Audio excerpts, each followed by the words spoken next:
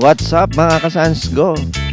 Topic natin, getting started with ESP8266 Wi-Fi Module Transceiver with example code.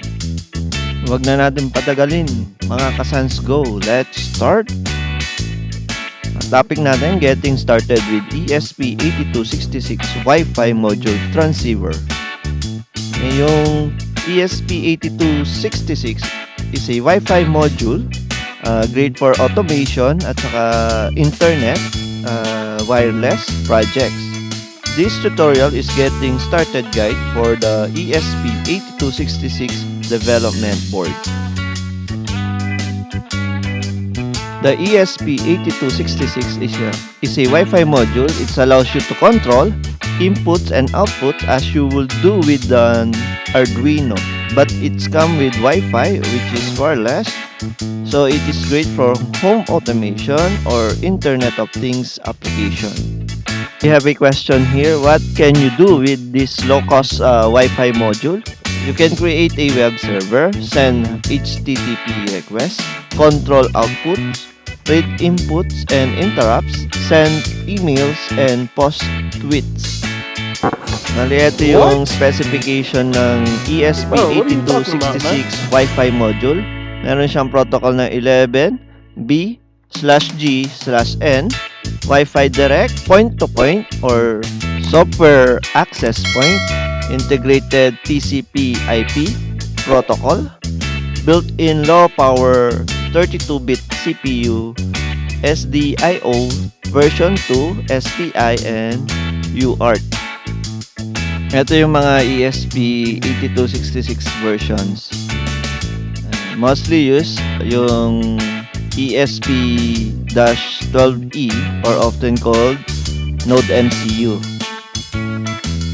Ito yung pin-out ng mga most commonly used Wi-Fi module. Screenshot yun na lang para meron kayong copy. Next mga ka-SanCeGO, punta naman tayo sa programming mismo ng Wi-Fi module, yung ESP8266 using Arduino IDE. Ang gagawin natin example mga ka-SanCeGO, wireless on and off switch using Wi-Fi module, yung ESP8266 Node MCU. Dito sa video na to ay bibigay ko yung mga step-by-step guide that shows how to build a standalone ESP8266 Wi-Fi module web server that controls two outputs, yung dalawang LEDs. I-on and off natin wirelessly. Then this ESP8266 Node MCU web server is mobile responsive and can be accessed with any device with a browser in your local network. Bali dito sa part na to, tuturuan ko kayo kung paano mag-create ng web server to control two output using Arduino IDE. Prepare the Arduino IDE. Download nyo muna yung Arduino IDE on your operating system and install. I take note, some older version won't work. Paano i-download yung Arduino IDE? Meron na akong previous tutorial doon sa getting started doon sa Arduino IDE. Ito yon.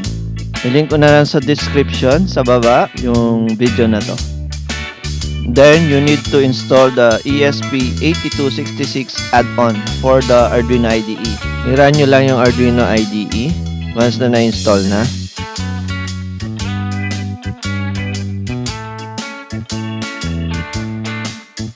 Then click mo yung file, preference, then lilito yung preference. I-type in lang yung additional board manager URL dun sa field na nakabilog. Then click OK. And punta tayo sa tools, board, then board manager.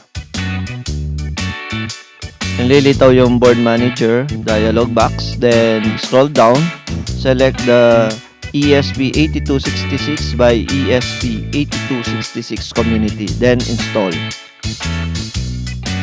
Reopen your Arduino IDE, then go to Tools, Board, and choose your ESP8266 board, yung Wi-Fi module na gamit nyo.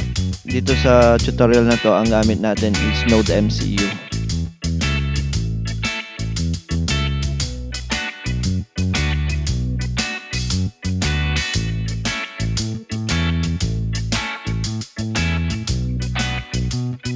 Punta tayo sa Tools, then board, then hanapin nyo, scroll down lang,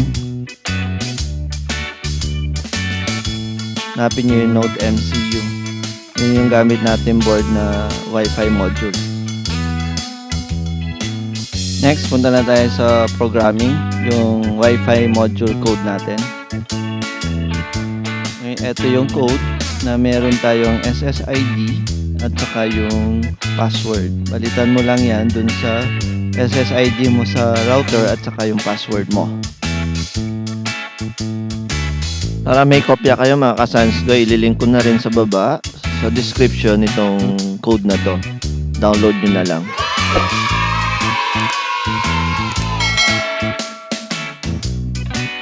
Next, double check natin yung board kung naka-node MCU 1.0 ESP-12E module.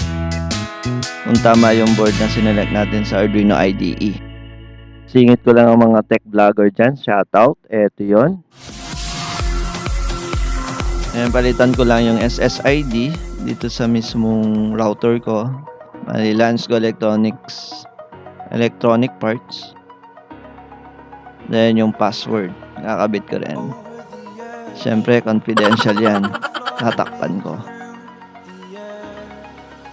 Then, i-upload lang natin yung code. Ito yung code. Yan, na-upload na. Once na na-upload,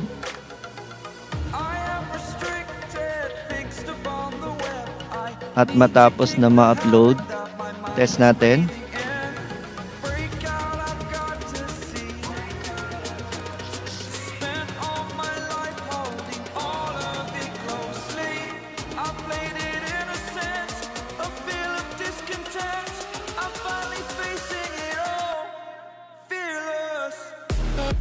Okay, done uploading. Serial monitor natin. I-reset lang natin yung Wi-Fi. Bali, yung Wi-Fi module natin, yung IP address niya is 192.168.100.202. Ita-type lang natin sa browser natin. I-open ko lang yung browser na gagamitin ko, yung Firefox.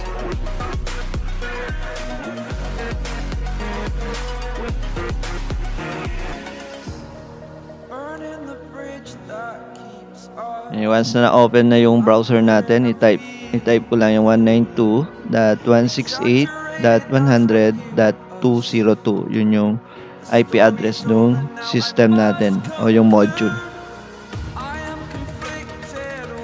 Input ko lang dun sa browser.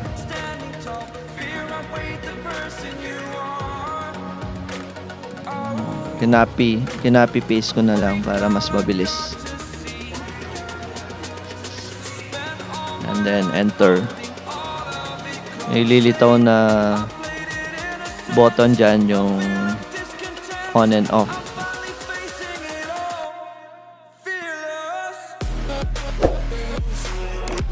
Yun, yung ESP8266 web server. Yan yung mga button on. Bali, state nila naka-off. Yung GPIO. Then, ko-connect ko muna yung schematic diagram o yung circuit niya na may dalawang LED. Bali, ito yung schematic diagram. Meron tayong node MCU, dalawang resistor na 330 ohms at saka dalawang LED. I-rewire ko lang. Or i-connect ko lang yung mga LED at saka resistor doon sa breadboard.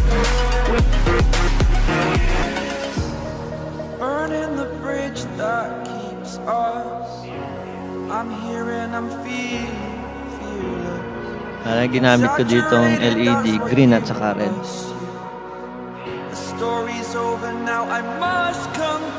Ngayon connect ko yung resistor na 330 ohms, both LEDs, red and green. Ginagaya ko lang yung sa schematic.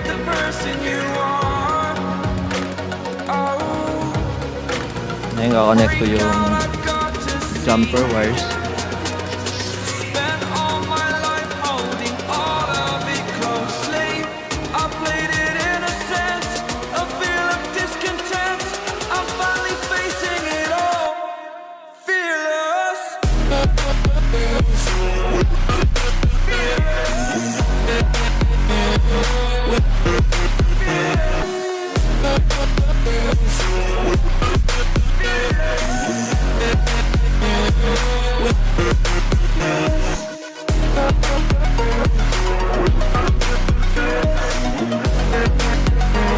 Testing time na tayo mga ka-SanCeGO.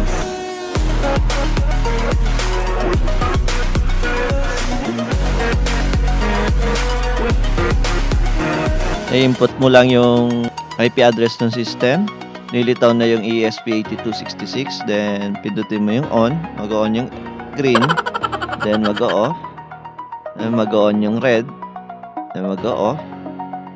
Then, on. Wow! Off ulit.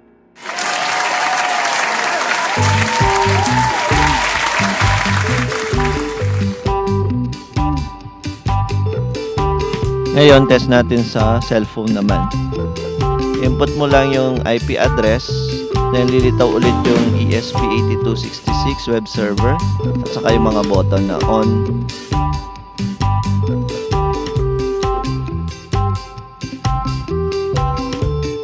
Gamitin natin cellphone natin para i-on yung green na LED at saka red LED. Wireless switch using WiFi module.